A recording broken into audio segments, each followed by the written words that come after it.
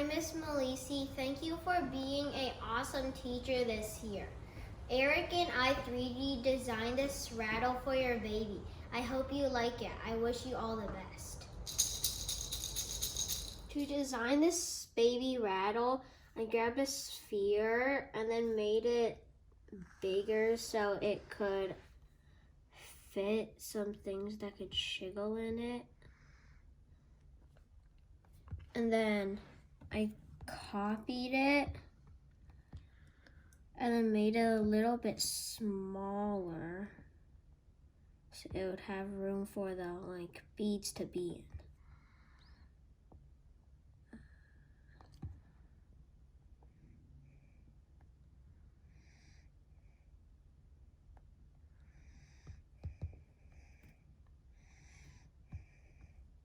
So now it's hollow inside. And then I grabbed a cylinder for the handle so they could hold it. And then made a little bit skinnier. I aligned it first so it would look better. And then I made it super skinny.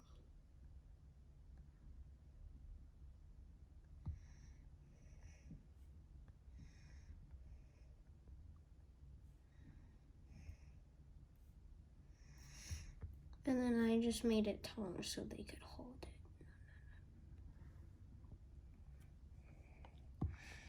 And then I grabbed some shapes like a half sphere or a heart and stars, and then I just used it to hollow out this thing so it would look a bit more fancier. I grabbed the sphere and hollowed it out.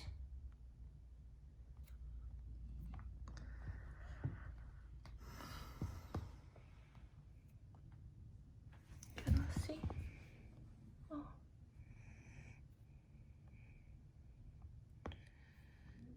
And I grabbed a triangle and I hollowed it out on the upper place.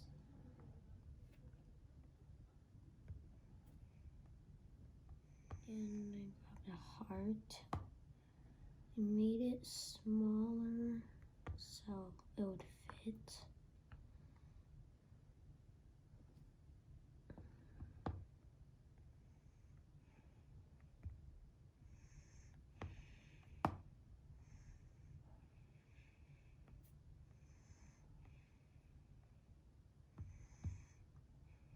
And so I did this a couple of times. We picked two shapes that we liked, which turned out to be two icosahedrons and two hemispheres.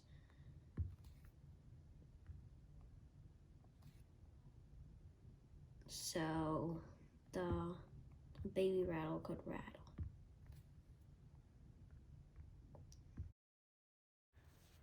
This is Alan's original design of a baby rattle.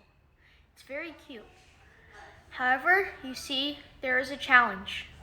To print the baby rattle, he wants to print halfway, pause, drop in the shaking 3D print shapes, and then finish printing the rattle. The challenge is that we need support material in this design, not only because the bottom of the sphere is not freestanding without support material, but also because the overhang on the top of the sphere is too big, so the top of the sphere may not be printed successfully without any support material inside the sphere. But if we print the sphere with the inside support material, we cannot drop any shapes into the rattle during the printing. To make the rattle printable, I gave Alan two pieces of advice. Firstly, we can make the big sphere an ellipsoid to decrease the overhang angle on the top of the shape. That way, we can avoid support material inside the rattle. Secondly, we can add a hemisphere to the base of the rattle to increase the surface area on the build plate and make the rattle freestanding without any support material.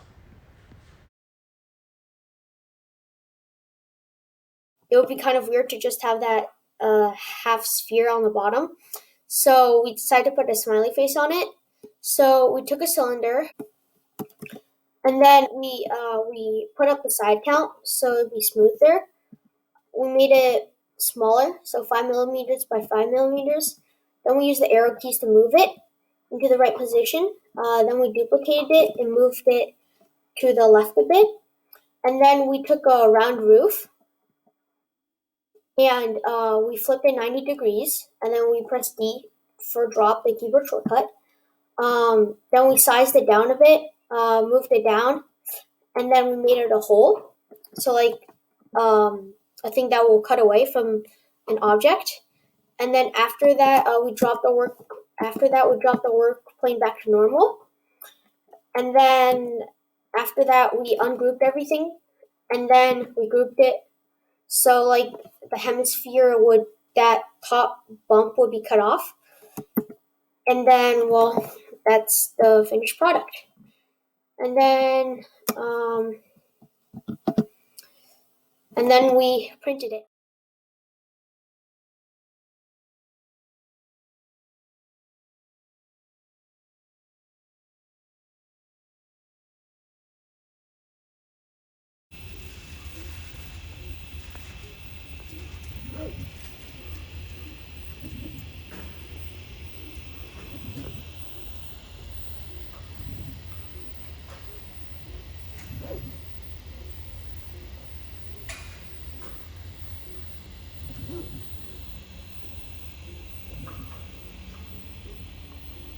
So right now I'm taking off these two hemispheres and icosahedrons.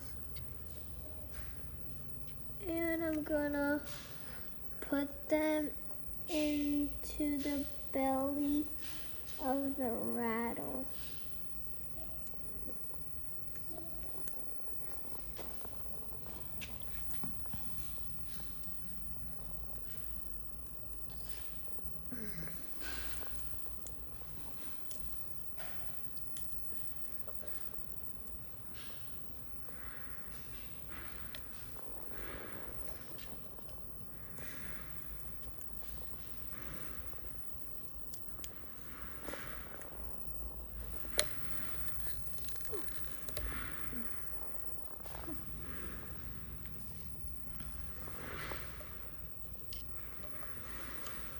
There.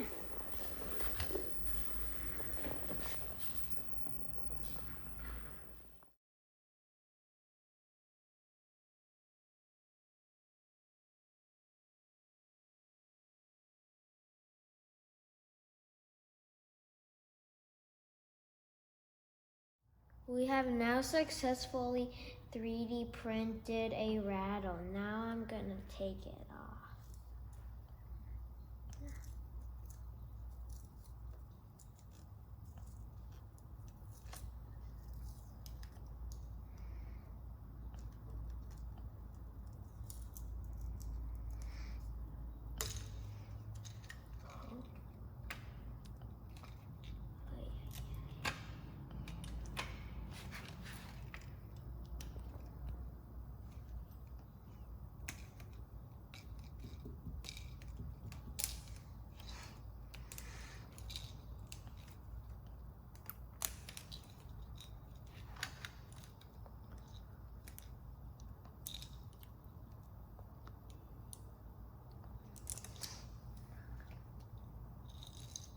There.